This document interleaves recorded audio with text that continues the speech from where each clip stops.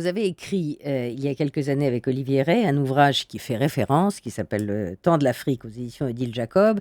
Et on vous a beaucoup qualifié de afro-optimiste, ultra-optimiste d'ailleurs à l'époque. Est-ce que vous n'avez pas été tenté de corriger? C'était pas le boom des années 2000-2010?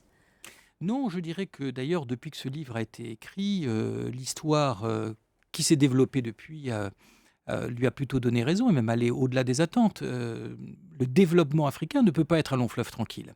Et que, d'une part, il est accompagné de risques dont certains vont certainement se manifester, mais d'autre part, ce développement ne peut se faire que dans une forme de chaos politique, de grands chambardements.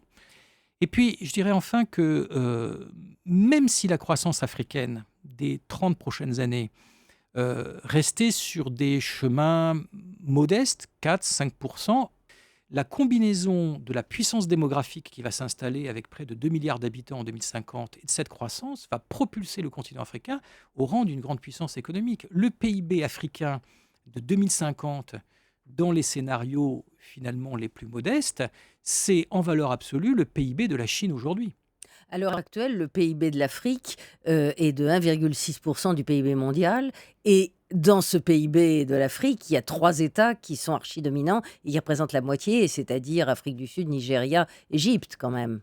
Oui, mais on va assister à l'émergence encore plus vive du Nigeria, 450 millions d'habitants vers 2050 quand même, hein, de l'Éthiopie, du Kenya, de la Tanzanie. Nous aurons 6 ou 7 pays au-delà de 100 millions d'habitants.